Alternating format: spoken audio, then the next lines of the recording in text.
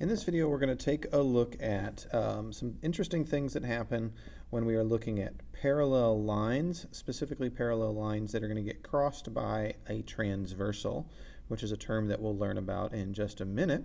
But yeah, that's the idea for this section, parallel lines crossed by a transversal. So let's jump right in and first learn about what a transversal is. So a transversal is going to be a line that intersects two or more other lines. So let's write out that definition. A transversal is a line that intersects two or more other lines. So if we look at this diagram down here, we can see we have line T that is intersecting two other lines. It's intersecting line R right here, and it's intersecting line P right here. So line T is our transversal in this picture right here. Now when a transversal intersects its two other lines, it's going to create 8 different angles. It's going to create 4 angles around each intersection point. You can see angles 1, 2, 3, and 4 created by line T intersecting line P. And angles 5, 6, 7, and 8 are created by the intersection of line T and line R. Those angles can be put together in a number of different pairings or groups. And so that's what these 4 terms are that you see here: corresponding angles, alternate interior angles, alternate exterior angles, and same side interior angles. Those are all terms that kind of describe pairings of angles that we could pick out from this situation. So let's talk about corresponding angles first. Corresponding angles, the definition is they are a pair of angles that occupy corresponding positions.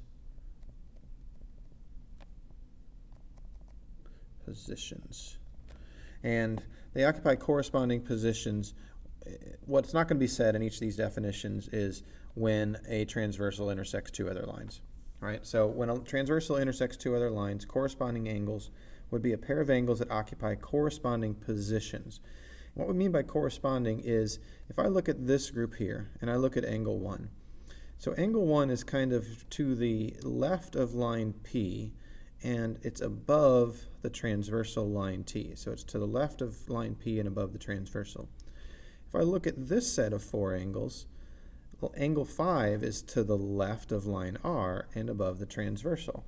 So angles 1 and 5 are considered a pair of corresponding angles.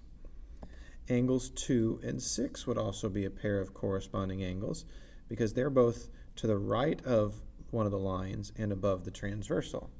So angle 2 and angle 6 is another pair of corresponding angles. Angle 3 and angle 7 would be a pair of corresponding angles, and angle 4 and angle 8 would also be a pair of corresponding angles. Now the next the next special pairs of angles are called alternate interior angles. And alternate interior angles are angles that are between my two, so what we consider this to be the interior space here. We have, sometimes I call it the train track lines. Like P and R are kind of running side by side like train tracks. And then the space in between the train tracks, we call it the interior space of this diagram. So alternate interior angles are going to be between the train tracks, but on opposite sides of the transversal. So let's write out a definition that says that. Alternate interior angles are between the two lines, we'll say it that way, between the two lines and on opposite sides of the transversal. So examples of alternate interior angles would be angle 2 and angle 8, as well as angle 3 paired with angle 5. So angles 2 and 8, we can see that they're both in between P and line R. Angle 2 is above the transversal, angle 8 is below the transversal. Same thing happens with angles 3 and 5. So 3 and 5 is a pair of alternate interior angles. 2 and 8 is a pair of alternate interior angles. Now, alternate exterior angles, it's the same idea except for now instead of being between the lines, they're outside the lines. So our definition for alternate exterior angles, we'll say they are, not between, sorry, they are outside the lines,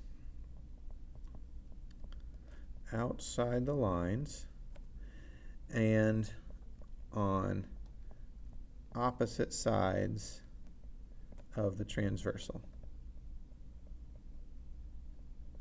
So if we look at this picture, there are two examples of alternate exterior angles, angle 1 paired with angle 7, and angle 4 paired with angle 6. You can see 1 and 7, they're both outside, they're in the exterior space. 1 is above the transversal, 7 is below. Same thing happens with 4 and 6. The last special sets of angles are called same side interior angles. So these are interior, like the alternate interiors, except for the same side indicates that they are both either below the transversal in this picture or both above the transversal. So our definition would be between the lines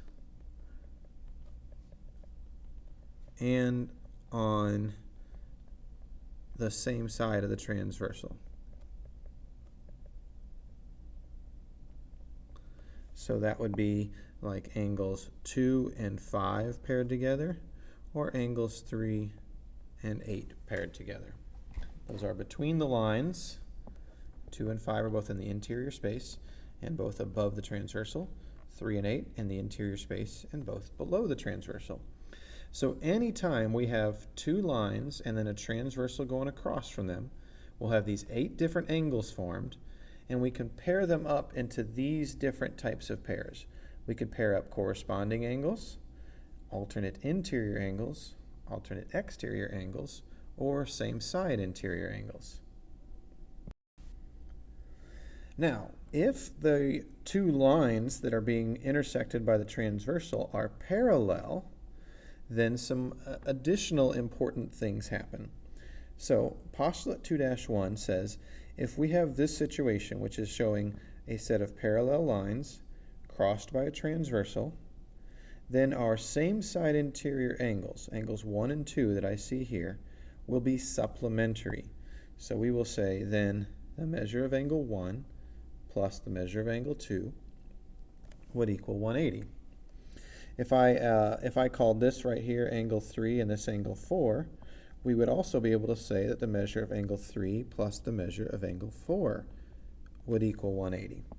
So if the lines are parallel, crossed by a transversal, then the same side interior angles will always be supplementary. That leads us into theorem 2-1.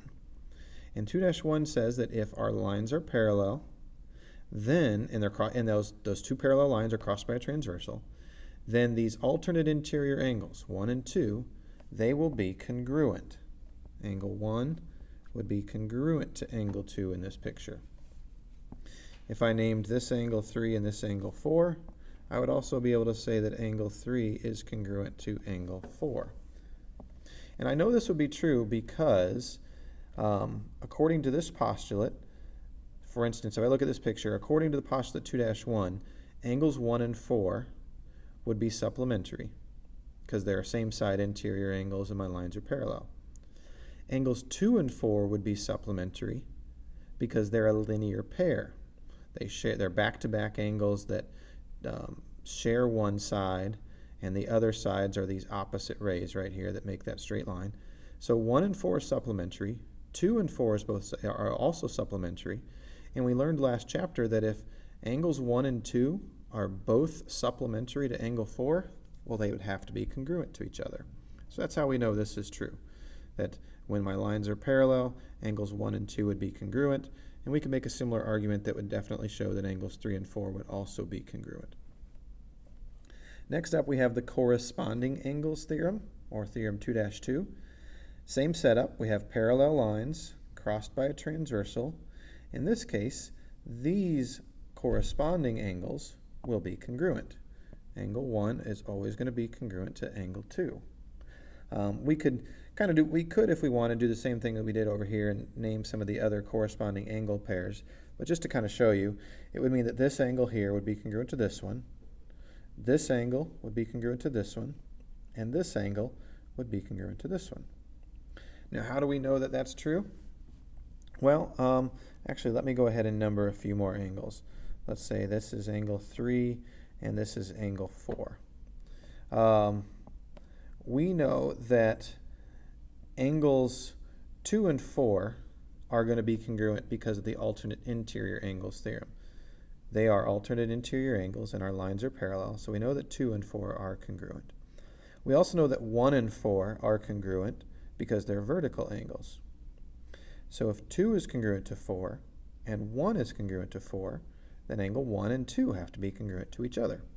And that's how we know that this corresponding angles theorem will always be true.